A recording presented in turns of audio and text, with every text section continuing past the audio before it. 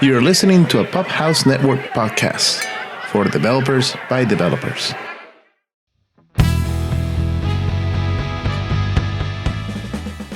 Welcome to Java OffHeap episode 80.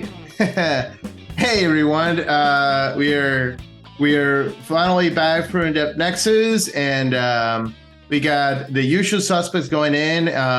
Me remote, but the other usual suspects are where we started it all at the Roundhouse in Illinois.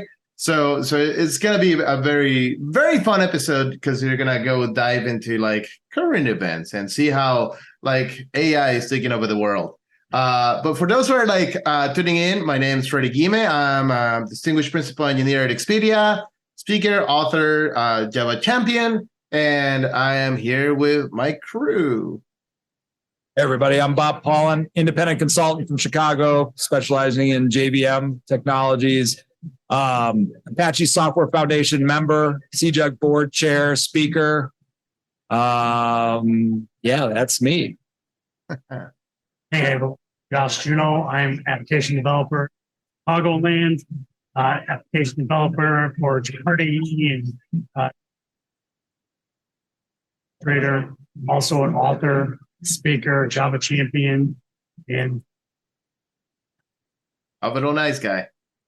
Hi, everybody. Michael Manella, Senior Director responsible for the open source development of Spring at VMware, Java champion, author, speaker, and curmudgeon at large. And before we dive in, I want to thank our sponsors.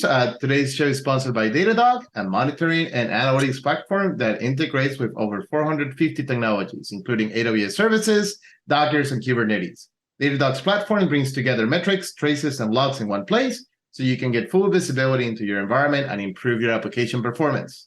With machine learning-based alerts, customizable dashboards, and distributed tracing, Datadog makes it easy to unify disparate data sources so you can troubleshoot faster. Start your free Datadog trial today. Listeners of this podcast will receive a free t-shirt once you install the agent and create one dashboard. Visit javaoffheap.com/Datadog to get started. Again, the URL is javaoffheap.com/Datadog. And we thank them for sponsoring our podcast episodes, the mic's on, and the Zoom call's going. So give them a try. All right, let's get into it because I think our topic today is super, super interesting. But let's first go with the news. Netbeans 18 RC. yeah, Netbeans 18. It'll probably be out within the next couple of weeks. By the time you hear this episode, it should be out. This thing has lots of changes in it and lots of developers, lots of people's hands getting into Netbeans now. It's really good to see this project growing into such great people developing and contributing to it. Lots of changes in Gradle, PHP, and in my Jakarta EE, lots of Jakarta EE changes in 18, Maven, lots of other things. So check it out. Right now it's in the release candidate test, and get your feedback in there. Join the mailing list and let them know if you find it. That'd be great. That's awesome. All right, yeah. So it's not only 3 users. There's an actual community behind Netbeans. So that's pretty cool. It's big. All right. Next in the news, this is interesting. Corretto is the most popular production JDK vendor according to New Relic. This one's mine. So New Relic obviously sits in an interesting position within the ecosystem. They don't have a horse in this game, so it's not like they've got a reason to be biased around one JDK or another or whatnot. They're a SaaS metrics company, right? But so they don't have a horse in this race, and like I said, they sit in an interesting position where they get to collect metrics regardless of what your biases are in other aspects of the platform, right?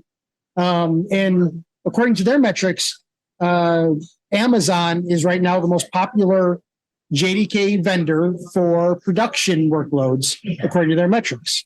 I just found that was interesting. I mean, we know that from all metrics I've seen, Amazon is by far and away the largest cloud provider. No. Yep. But the fact that that's spilled all the way over to even to be able to eclipse on-prem and whatnot, that really surprised me. No, So- I mean, go ahead, Josh. I was just going to say, does this include the cloud deployed applications? to, as well? It has to. Right? Yes, yeah. Because I think that's what probably gives them the edge, right? So Yeah. if I'm doing a Lambda function, if I'm doing anything on AWS involving Java, It's most likely Corretto is probably what's being used. So if I'm running Kafka, Yep. and then MSK on Amazon, Yeah.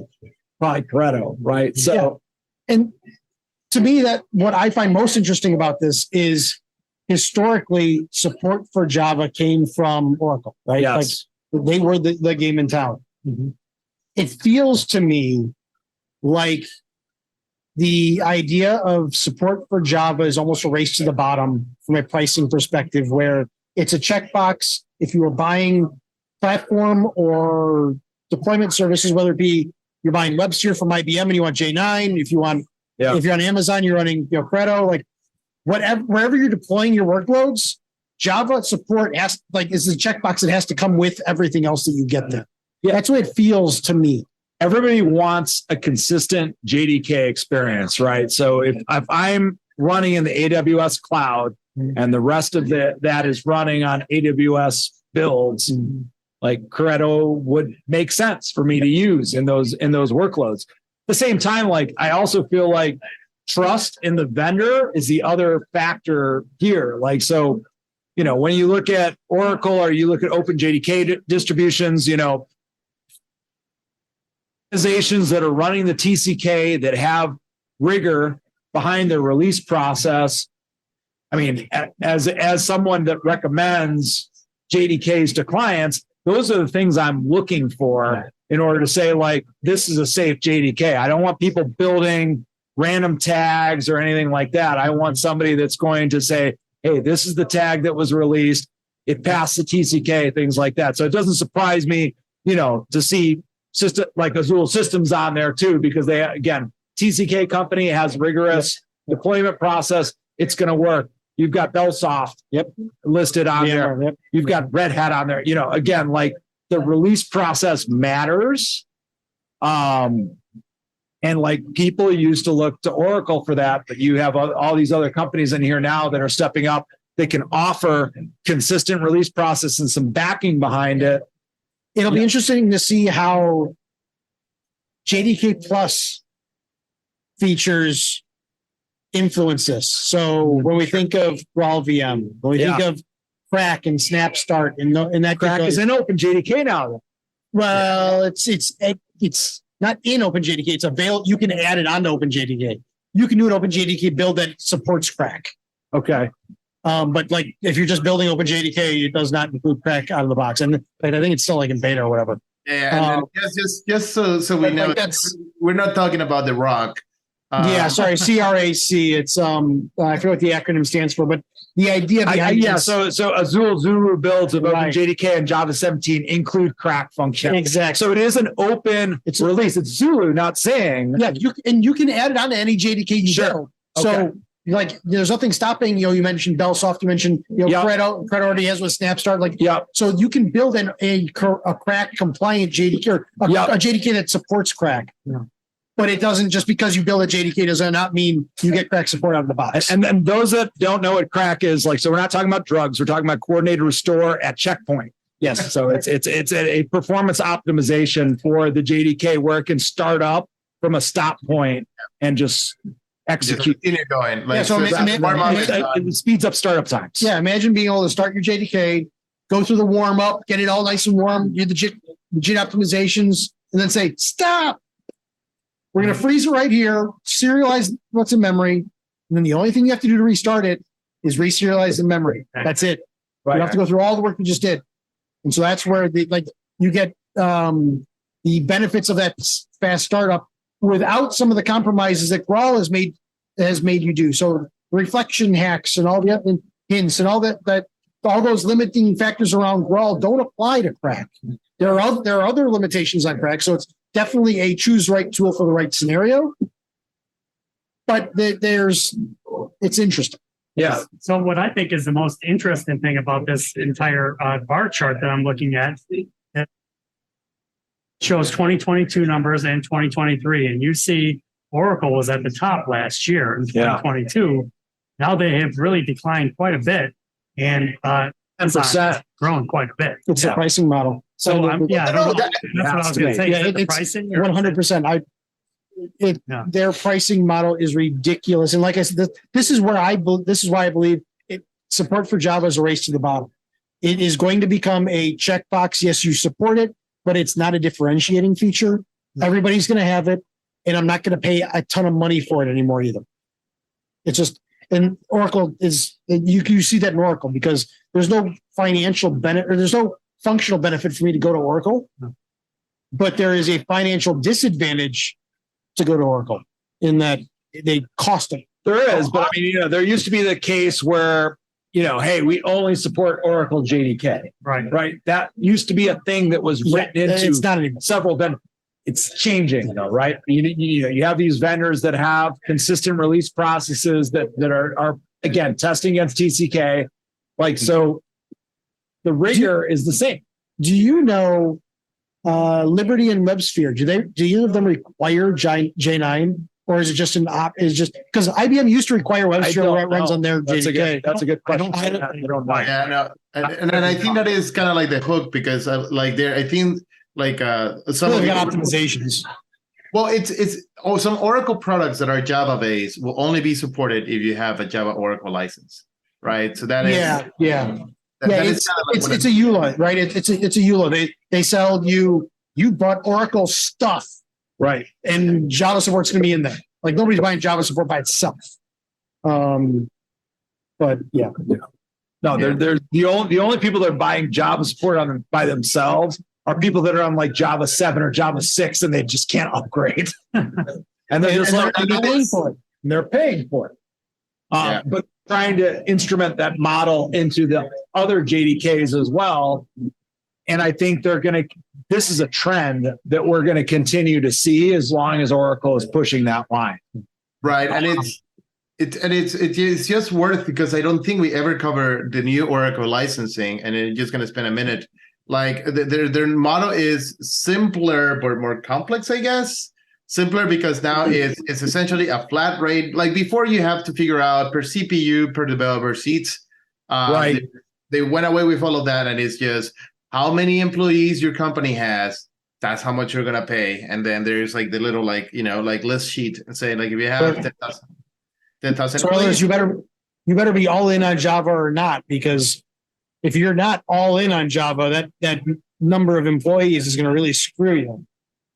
Yeah. Like 5 apps. Mm-hmm. Right. Like it is kind of interesting because like I don't know what the per price model like the actual the price sheet is a very guarded secret in Oracle, right? Until you start talking like real numbers. But the thing is like for a lot of companies where development is not a framework company or like a company whose most of their employees are technologists, then what does that mean, right? As much as for example where I work, we do have a lot of technologists, but a lot of our like stuff is like on call. We have a call center for like helping travelers travel, and there's like all this other like program managers and other stuff. Like we're not all engineers, right? So does it make sense for us to pay a per employee price for a company that is not everybody's not an employee or supporting employees or developers and supporting developers? So I also think that Corretto gets a lot of people because that's James Gosling's JDK. So it's just so easy. Amazon makes it ridiculously easy, and that is something that is just it's there. It's super. You put it in a jar and it will run. If you're counting all the Java Lambda functions are running on Corretto, if this survey is by instances, It's It might be different. probably easy to jack up that number. Laura, the number of Java's a ridiculously small player in Lambda at AWS. It is, but again, like It is. you're It's- looking at it's- instances. Again, I'm telling you, it's a rounding error. This is a different But topic. this isn't comparing to any other language or anything else. Right, within the Java ecosystem, what is the percentage of a Lambda Java But JVM? the only way, given how small of a percentage it is, the only way I could see that working is if New Relic just flat out has a ridiculously small market share in some of these other areas. Like those numbers just don't make sense to me. That is interesting. I wonder how they're Now, counting. don't get me wrong. Actually, Don't New get me Relic wrong. has very deep penetration into Java. We've tried their Node.js. They do have Node.js Oh, yeah. instrumentation, but what they can give you with Java, Oh, yeah, in my it's- opinion, right. way beyond Right. what you get with Right. a Node.js. Right. Which is why I don't believe it's Lambda. I believe it's more traditional workloads. Is because Okay. Java has such, to your point, it says such horrible penetration with Lambda and serverless workloads. Yeah. Now that being said, with Graal, with Crack, via Snapstart, via Corretto, like the walls of why you would run a Java-based application as a Lambda function, Yep. those walls are falling. And so, even Spring is actively exploring. We've added Crack support this. We're adding Crack support in Spring Framework 6.1. We're actively working with Amazon on a lot of this stuff. So, like, we view that a lot of places where, at least where we talk to, Lambda may not be the primary architecture, but it's sprinkled in there. It's there. It's everywhere. Everybody has some Lambda functions running. Sure. And so we look at it as the technology barriers are falling so that Java will become a first-class citizen in that realm. It's Right. not there yet, Right. which is why I don't believe that Lambda is skewing Lambda this. is doing it. Now the other two outtakes I'll have from this is the first one is the TCK is a wonderful thing. Like I don't think I ever had or heard of a compatibility of JDK problems running like on the JVM. Like I'm sure they exist. Like if you run your code base in Corretto versus Belsoft, but for the most part, holy cow! Like it runs. I usually don't find an issue when I run it on OpenJDK on mine versus Corretto on AWS. And the second thing, which is interesting, is we thought people were going to be very confused, right? Like because there is a difference between Python and Go, like where there was one source of the JVM implement or their implementation, right? We were always talking about like, oh my gosh, there's going to be so many, and it's going to confuse people, and then they're like Adoption, who's going to find it? But apparently, if it's the third most used one, people found it fine. So that is kind of healthy that way. Like at least it gave me the hope that people are, and this is, you don't know what you don't see, but that I see adoption going up is a sign that people are finding their place and finding how to run these things. So yeah, the fear of fragmentation that everybody worried about, if you were going to have multiple distributors of the JDK, hasn't happened, right? That being said, the primary fragmentation is just starting, which is additional functionality. Graal, Crack, like these are the Java Plus or Java Plus. Like that's where you run into the possibility that opens up the door. We haven't seen it yet, but like Crack is already a good example, right? Like Crack isn't available on every JDK.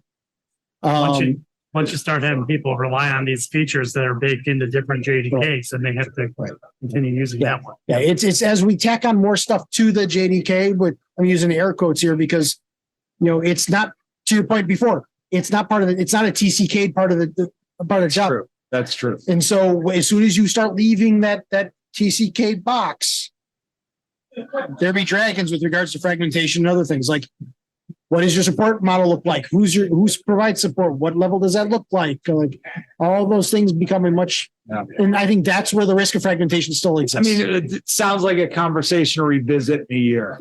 You bet. But yeah, I am saying though, at this point, so far so good. Right. Yep. Yeah, we're happy. We have a lot of toys coming in too, so that's gonna be fun. All right. Next topic. I think this is yours, Bob. Yeah, I think I threw this one in there. So again, just hitting on seems like our monthly discussion of layoffs. So I mean, two major players, Red Hat and Sonatype, had significant layoffs. Red Hat at 4%, Sonatype, I think it was 14%. So it's a little much bigger at Sonatype percentage wise than Red Hat, but two very significant open source players cutting back.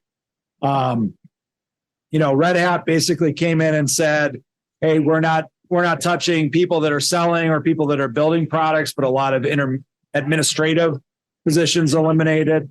And I know, like, the reason I want to tie that one back is we talked about when IBM bought Red Hat. Hey, let's see how IBM is going to treat Red Hat. Thus far, independent company. Yeah. They stayed true to their word on that, and Red Hat has operated as Red Hat, and IBM has operated as IBM. And I don't understand it, but that's how it's working. That's how it's working. Good thing honestly, a good thing. So far. Don't mess with good enough, right? Like, don't mess with if it works, don't screw it up. Don't mess it up. Yeah, I mean, Sonatype, much smaller company, but more significant percentage. I know a lot of their DevRel was impacted, and then honestly, you look around the layoffs. A lot of DevRel at a lot of companies being impacted right now. And then, it's, I don't know if there's a narrative there, but it does seem like a trend. It is interesting, right? Like, sorry, go ahead, Freddie. I was thinking like if you think about it, right? Like you get developers that was probably like it started like, a year ago, developers going off. Then the market, essentially, if you're a DevRel and that is your crowd, right? You are trying to reach out developers and there's less of them, then that kind of follows that you need less DevRels because there's not a lot of developers to like. It's not that is that true. I don't think I don't think we got to that critical point where, oh my gosh, there's nothing. But the one thing I'll say is, for example, like conference events and people where you usually find more developers have been, a little bit on the quieter side. And, like I know we're going to talk about conferences and there's one that is going to shine by not being there. So there is some of that.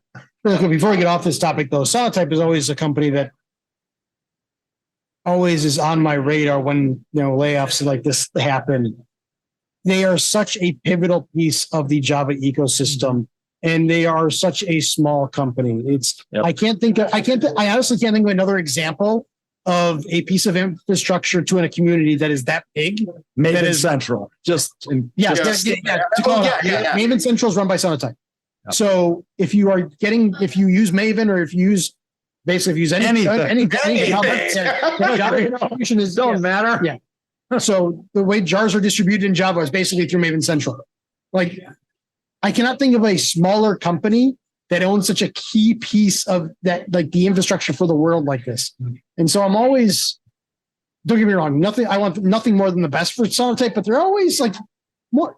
I'm stunned. Speaking of IBM buying Red Hat, I'm always stunned somebody hasn't just written the check and bought them. Just stability, just like so we don't have to worry about them going under. Oracle should buy Sonatype and just make it fine. Mm-hmm.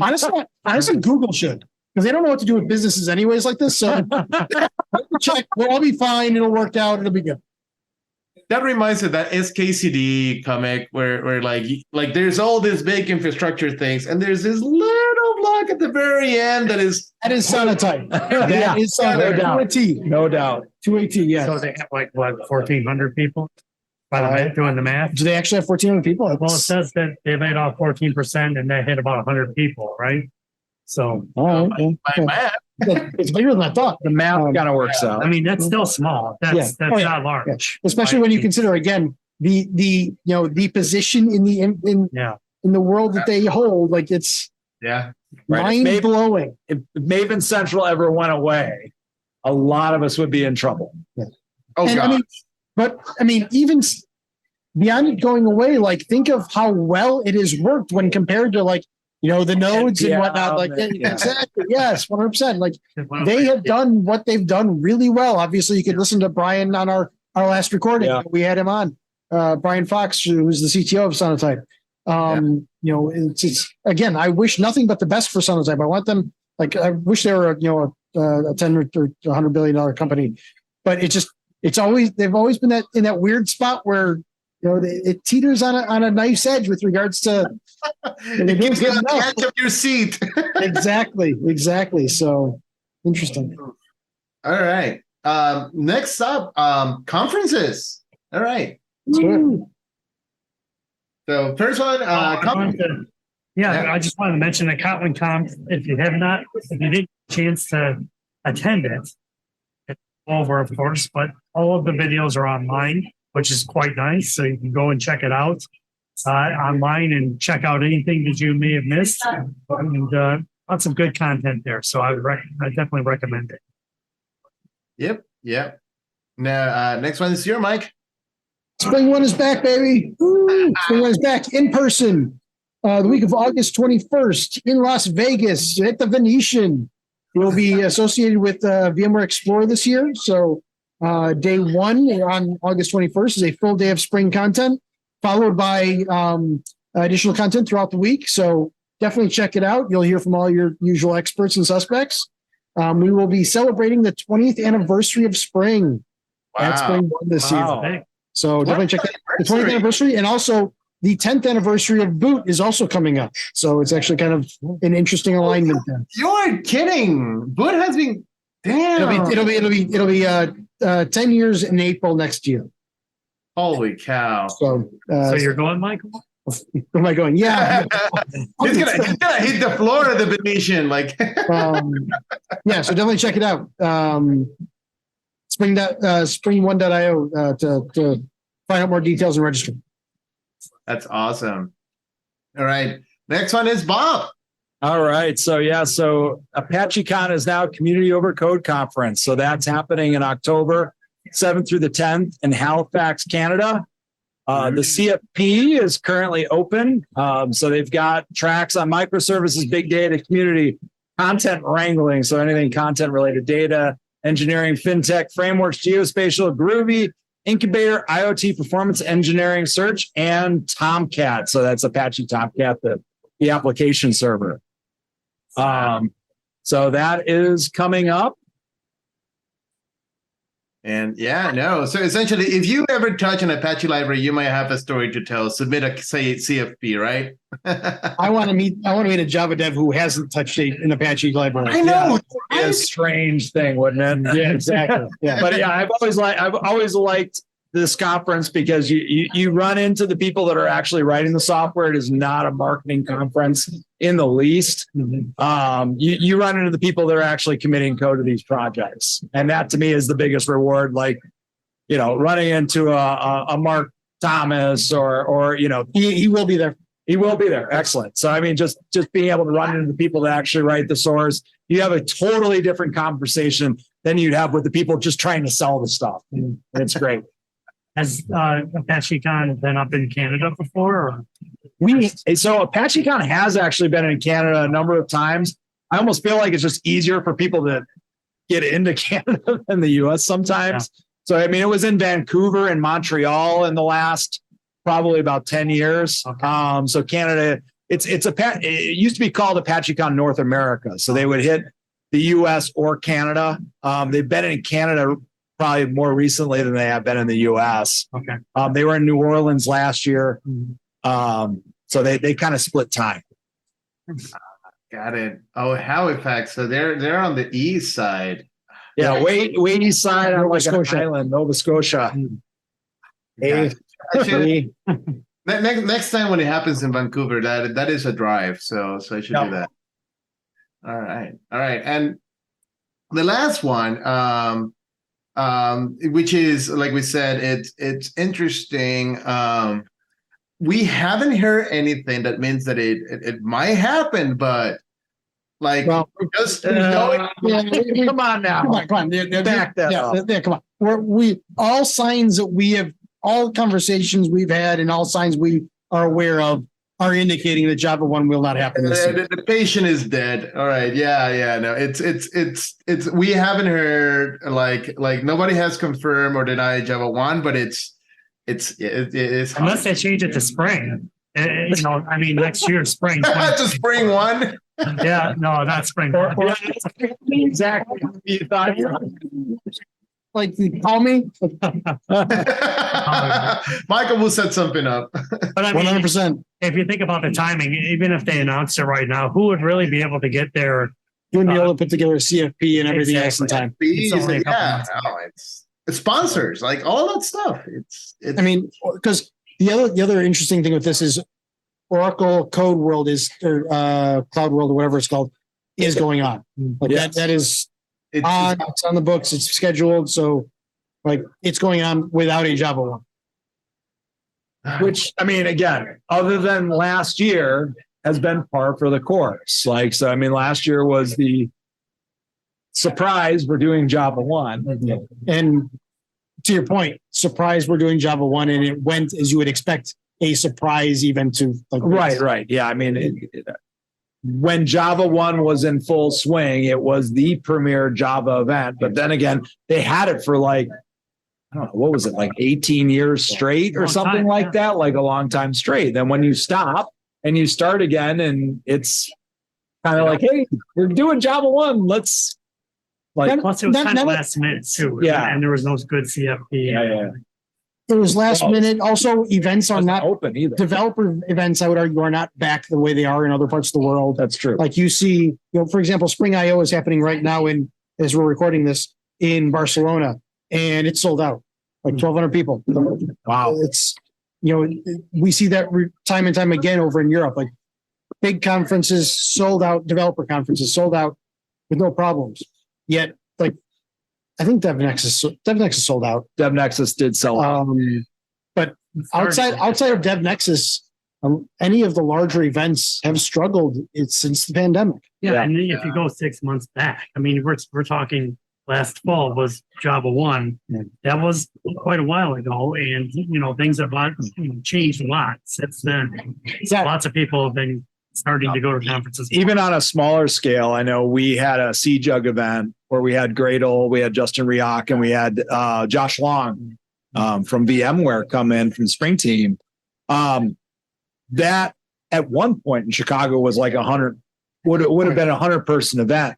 We were very excited to have 40 people and max out the room that we had there. But that kind of just indicates where we were, where we're going. But I guess the positive writing on the wall is trajectory is moving back up. I mean, what I've seen in Chicago, that could have been an event with only 20 people 6 months ago. It was 40 last month. And last year was a particularly brutal year for conferences. Last year started off strong. DevNexus sold out. The beginning of the year was strong, and it fell off from throughout the year. So you had, Java 1, obviously you saw the pictures of like empty lunchrooms and whatnot. Yeah. Spring 1, we canceled the in-person one. Like we weren't going to run one that we didn't feel was going to be what the community deserved. So we did it virtually. Like the year definitely went in the wrong direction last year. It seems to be holding on better this year than it did last year. Yeah. And I do want to make sure that we say the Java community team did an excellent job of running Java 1 last year. I was there. Freddie was there. I know, and it was a great conference. They did what they could, and I think with all the resources they had, they made it the best they could. It was a great conference. Unfortunately, it was not well attended, right? And I think that was just due to the circumstances at hand, and that's probably why Oracle's decided they don't want to support. It's one of those things. Like the way you fix attendance is by repeating the event so that there is like a consistent expectations of it. So that's like the signal that we're getting that like they decided we're not going to do it. I think it might be just that they're relinquishing it to the community. Like there is a lot of Java conferences, so there's maybe they're just saying we don't want to be in this space because we don't need to be in this space. I don't know. Yeah, Freddie, that's a good point, though, with regards to the repetition aspect of conferences. It takes a while in big companies for developers to get funding, to get approvals, and all that other thing. So when a new event pops on the calendar, it shakes all that up, and it's hard for developers to pivot and get there, quite frankly. So the first year or two is going to struggle. When they can start off the year with the plan, I'm going to go to conference X, Y, or Z in this month. I'm going to let my boss know from the beginning of the budget year, like put it in career plans or whatever mechanisms you do it at big company X, Y, or Z. Like that's when you see conferences are successful. And so those first few years, that's tough.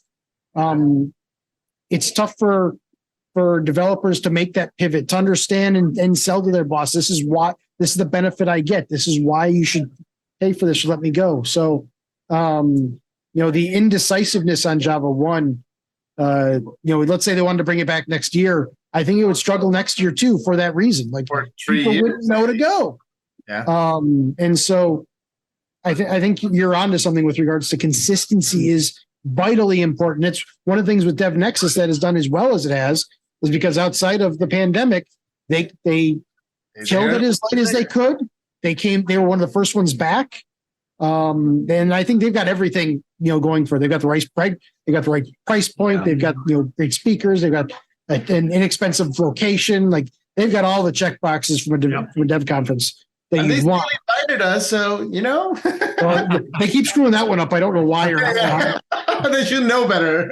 Exactly. I mean, I don't know how many times we have to screw that up in order for them to figure it out. That's okay. Yeah, what you will see though, I mean, as long as the language is relevant, that void will be filled by someone. And at the end of the day, if DevNexus ends up becoming the Java conference in North America, I don't think any of us would disagree that that's. I wouldn't be okay. It's fine, yeah. Like I'm okay with that. It's much cheaper for me to fly to Atlanta than it is to San Francisco or Vegas. So it is what it is. I mean, again, I have very fond memories of Java 1, which I think is why we're still like nostalgic on that entire topic. Bob, did we go to Java 1 together the first time? Was it? I'm trying, or do you want? No, so you went before because you're the one that showed me the ropes because you knew where everything was when we went together. So you had gone before. I think you presented with the company you were with at the time. But the first time that you went to Java 1 was what we were. The first time I went with you. Yes. No, we did the whole let's stay at the Tenderloin and try not to get killed thing. I've only been once. Yeah. Because that's where the Tenderloin. Oh gosh, yeah, no. You didn't pay for your hotel room like I did. No, so there's that. When I went, my first time in Java 1 was when Oracle first took it over, 2010, I believe. Yeah. Great. It was a good conference. Oh, that's right, Josh. Pre-pandemic, it was a good show. Yeah. I think I met you in person that year, or it was one of the years because we finished writing the Java 7 recipes. And we were all spread out, and I did not realize that you live in Chicago either. So we met at the Java 1 conference. So that was. I remember meeting you in the tents outside on the street. Yeah. Yeah. All right, but here, guys, it feels that we're doing a wake for Java 1. We really just wrote it off. I think all of us, based on all the indications what we've heard, and again, a lot of these conversations we've had. We can't cite our sources because they're private conversations, but it does not sound like it is going to happen. So for those of you that do have budget that are holding on to that for Java 1, you might want to look at some of the other options available at this point. So if you're looking at the Vegas, SpringOne's a great option. SpringOne, you've got Community Over Code in Halifax. You've got other great options out there, and we'd love to see you at these other conferences. Vegas, Halifax. It depends what you're into, man. I don't gamble, so Halifax will be amazing anyway. Yeah. Damn, there's all kinds of good. Vegas has something for everybody. Oh gosh, Con is going to be in Germany, Ludwig. There you go. Out to Germany. That's on my bucket list. I'd love to be out there. Nice. All right. So with that, let's go to our discussion topic. All right. And I don't think let me do an introduction and we could just let Actually, Freddie, can I do a bit of an introduction on this one? Do you want to share your screen? All right. I'll let you share your screen. Take the limelight. Come on. Actually, I've got it on my phone. Okay. So it's 2023, which means you can't do anything these days without consulting ChatGPT. So I've asked ChatGPT the following question: is Java OffHeap a good podcast? Uh-oh. And so its response, and I'll read it. As an AI language model, I don't have personal opinions. However, I can provide information about the Java OffHeap podcast. The Java OffHeap podcast is a popular podcast focused on Java-related topics, specifically discussing enterprise Java development, tools, libraries, and frameworks. It features interviews with industry experts and covers a range of subjects relevant to Java developers. The podcast has garnered positive reviews from the Java community for its informative content and engaging discussions. If you are interested in Java development, it could be worth checking out. ChatGPT is awesome. We should. Yeah, exactly. Everyone should be doing it. Let AI rule the world and we'll all be good. It's done. Oh, what else you want to talk about? What is it like praise will get you everywhere, and that includes AI bots. There's no other podcast. Like my head is I am an expert, an industry expert. Okay, so for those who have been following, we are going to be talking about ChatGPT and, and generative AI. You know, I think the AI bot might change his opinion once it realized. After we're talking shit about it, or what? Which is actually behind though, so it's gonna be 2 years before this episode is indexed. So you're saying they're releasing that tonight. They're releasing. Are you saying our reviews are worse? I'm just saying it's based off of it's a large language model trained off of 2-year-old information. So you know, away. So let's back up. So what the chat thing was funny, but like what Freddie, to your intro, like walk us through what is ChatGPT and whatnot. And no. So that is the essentially what we want to talk about is this like large language models and what they are is we're not going to go into details of how they work. That's more of a pop house part, but essentially what it is kind of like predictive. Like it's trying to predict. You know, if you ask it a question, you know, it doesn't really understand things like we understand it, but it's trying to figure out, you know, what will be a sentence that essentially starts forming sentences and trying to almost like the autocomplete in your iPhone. What will be the right word for answering the question that you had put in there, or the thing that you typed first, right? And essentially, it's a bunch of a large language model. I base a lot in like neural networks. That's how it creates like the probabilities and stuff of backpropagation and all that. It's just done at essentially like internet scale, right? And that is kind of like the interesting part was we used to have this technology for a little while, but we never had enough power or investment into training it, you know, with all the information of the internet up to 2021.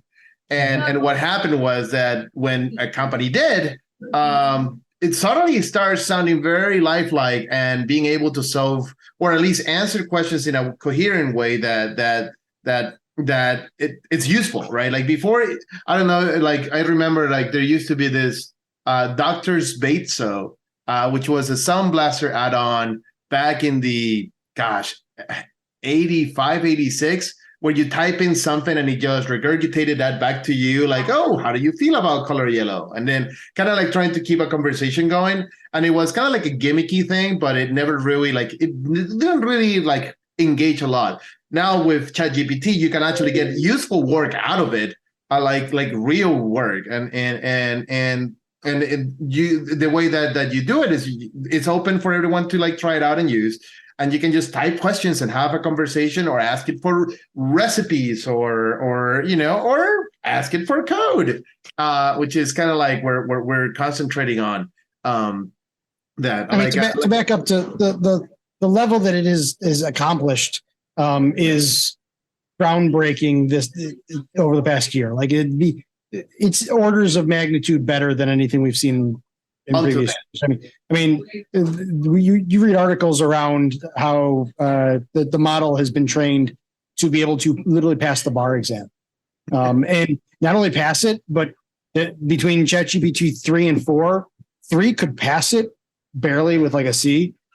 4, it's like you're hire me now. Exactly. Like the scores on the bar are top level results. Like the employer ever. It is functional in certain domains at this point. Now other domains, which we'll talk about. Yeah, question mark, right? We'll talk about. Now, so the interesting part. So the one thing I always want to do a caveat on is that ChatGPT is essentially a predictive text engine in the sense that like it's not reasoning about things, it's just predicting what are the possible best words to put in next to it, which makes it extremely like you cannot trust what it spews out just because it's spewing something out. You always have to take it with a huge grain of salt. Whatever, if you're asking for a particular, it will tell you that it cannot give you opinions, but if you're asking it to like phrase something or you're asking for sources and stuff like that, you always have to be careful about understanding that it does not have reasoning on it. You still have to do the due diligence. It's the best search engine maybe, but you still have to do due diligence on like the information that you're extracting out of it. Right.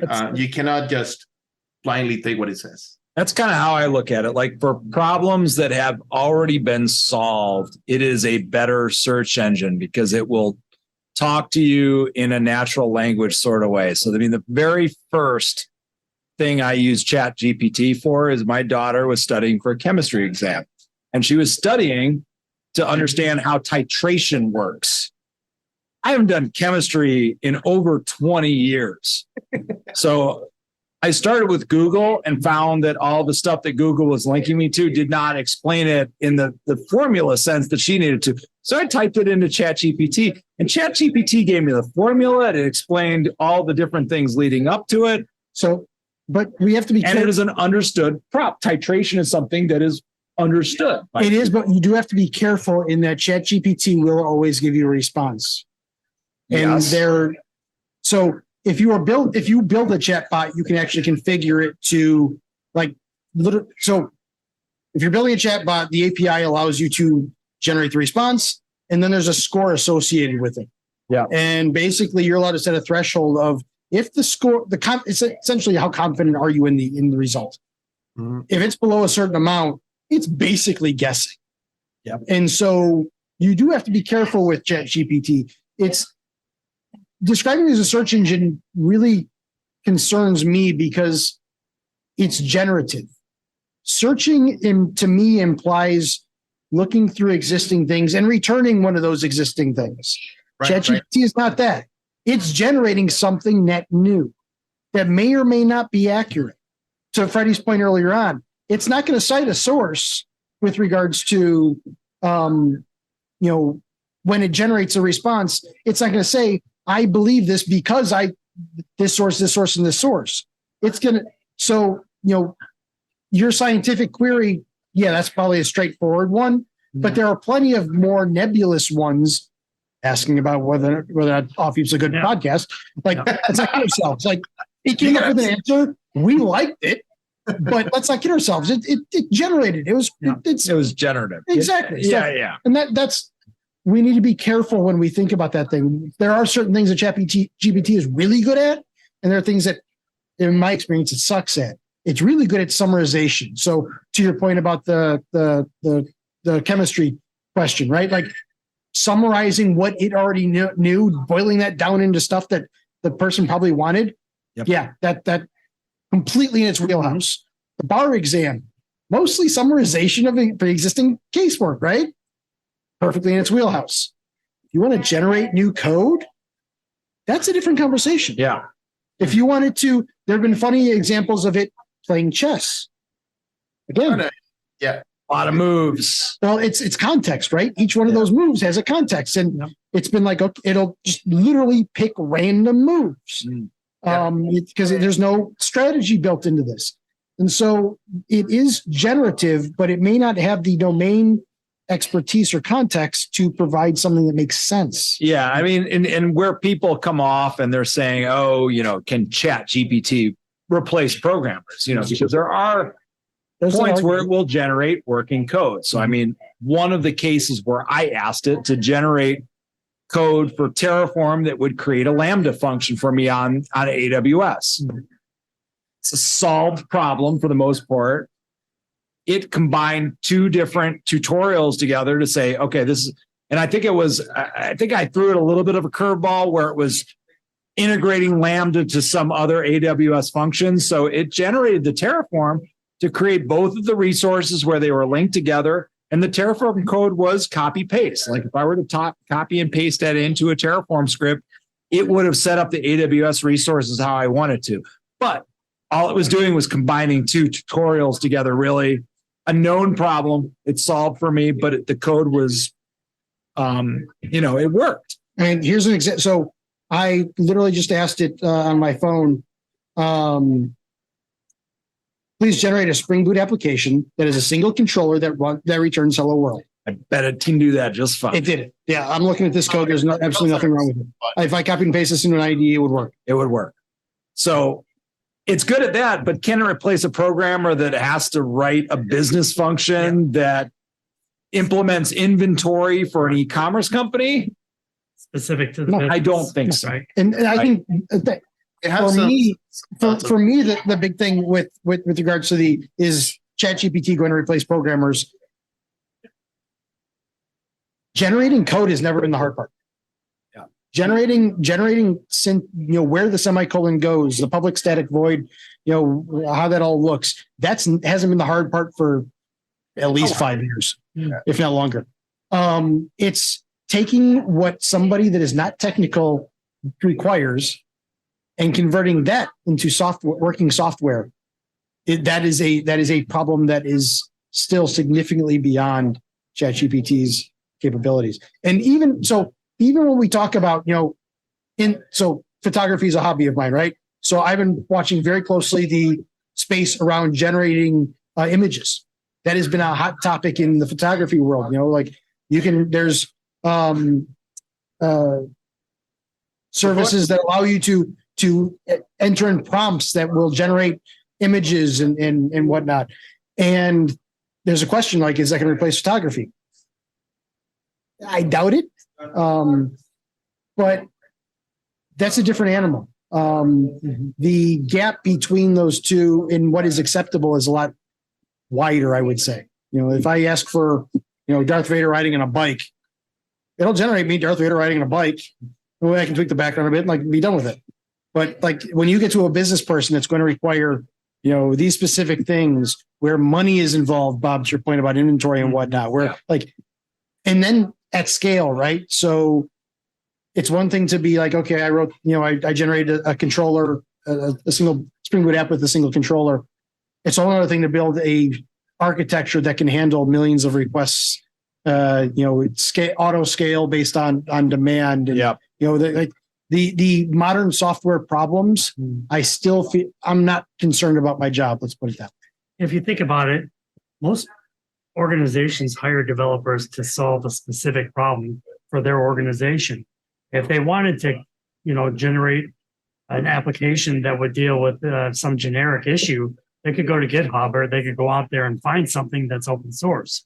They're primarily hiring developers to solve something that's specific to their organization. I don't think ChatGPT could do that. Right. But at the same time, like some of the examples that people are doing with it, again, starter code for just getting started on something, or hey, generate me some Hibernate classes to build a schema that does X, Y, and Z. There is an efficiency that could potentially be gained by experienced developers that just don't want to do that kind of BS anymore. Right? So there's still a use case. So where developers can be augmented by it. 100%. When I think about, one of the things that I've been talking to a lot of people about lately is, the rate of change in our industry. Java's coming out every 6 months. Spring Boot releases every 6 months. Hibernate's every quarter to 6 months of a support cycle. Yeah. And those baselanes are getting more and more aggressive, right? So you've got,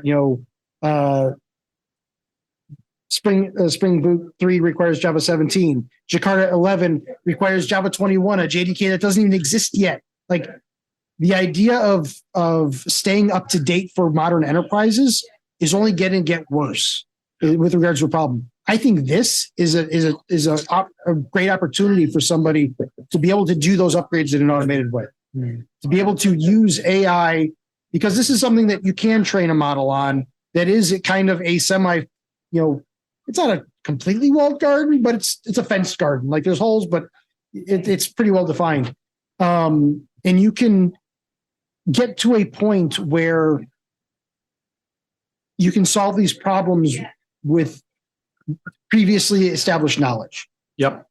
What do you think about using it for throwing ideas off of it? Like if you have an idea for something that you want to do in code, you don't have somebody else to, talk to. You're working from home, you're doing some project on the weekend, and you just have an idea, you want to throw it out there, throw it to Chat GPT and see what it says. Oh, 100%. Like from a creative brainstorming perspective, it's awesome. I completely love that.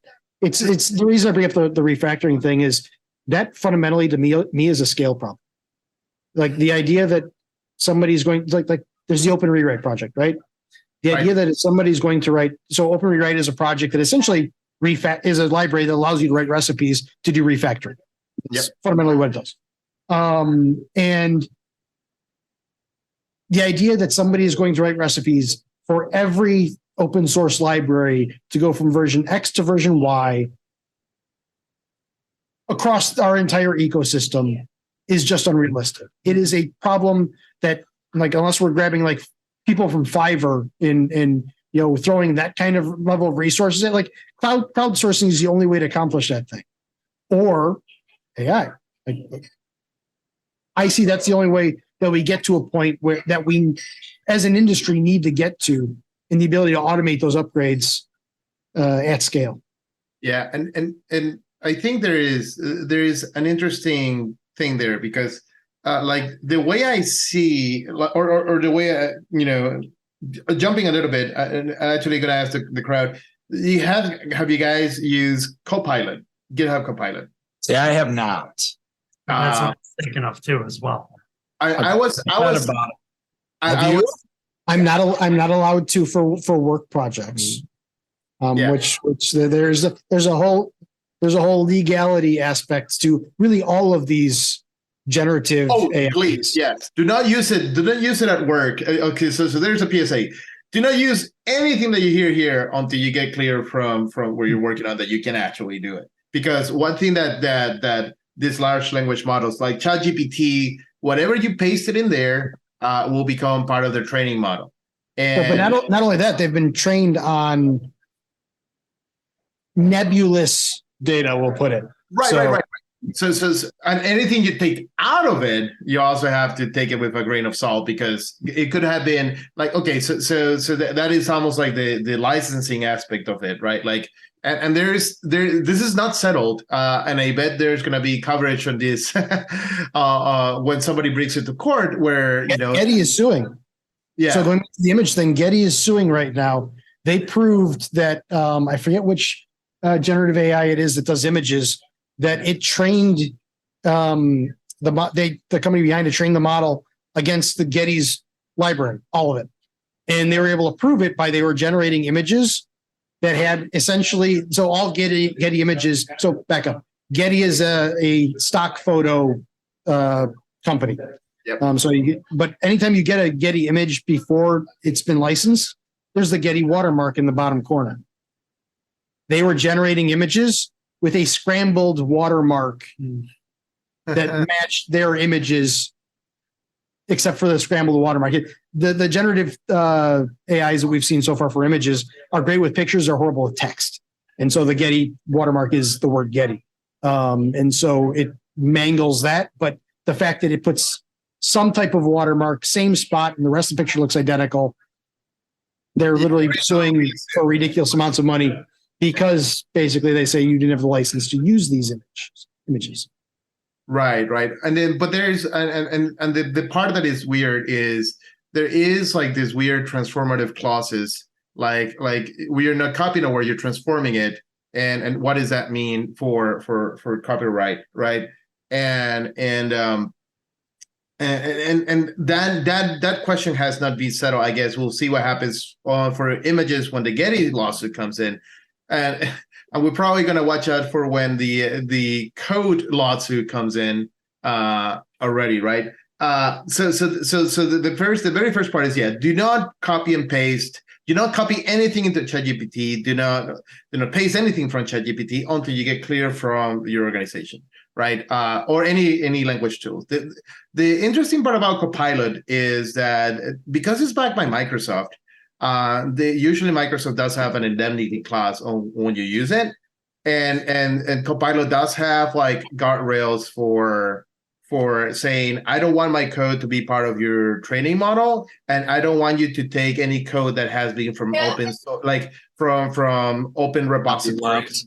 Yeah, because that's exactly right. So they're like Copilot has been thinking about this because they I think they were already getting in hot water. So now with these two choices, it makes it much more plausible to be at mind that you're not copying code that might have a GNU license, which is pervasive, right? And that is where the danger is. But to be going back to the question, like I used it, and I'm a convert. Like I was very, very skeptical about it, but it is amazing the amount of inferences that it does. Because you can just tell it, I want to get this piece of code. Like it will understand that you have a list with these objects and this is the object composition. And you can ask it for, I want you to sort this, filter it, map it in this way, and create it, and just give me the variable or give me the min max or whatever it is that you want. And something that will have taken me like 10 minutes, like to just look up the syntax, make sure that I have my converters and my functions right. It didn't it just suggested me some code. I looked at it, it worked. Or usually 90% of the time it's just, like sometimes it gets confused with accessors if you change the name for the accessors and stuff like that. But from something that would have taken 10 minutes, it took me like 3 seconds to look at it. Yeah, this is right. And just have it in there.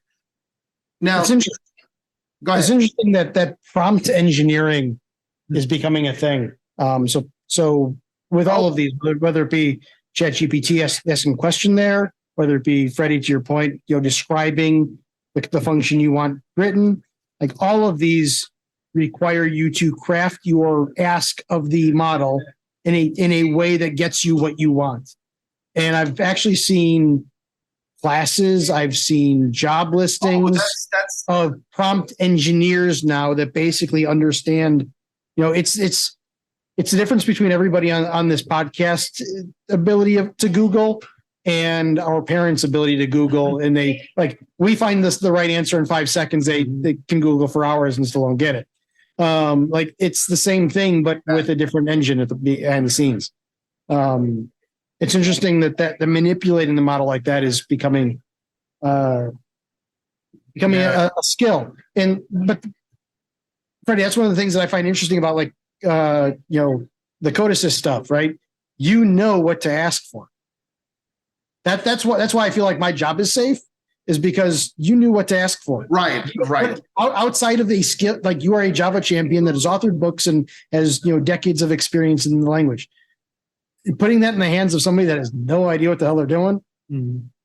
No. So yeah, and that is kind of like the part that I'm reflecting on is exactly on that. Like, I think if you're a senior engineer or above right now, it's super easy, right? Like you said, it's a different ball game when you know what you're looking for.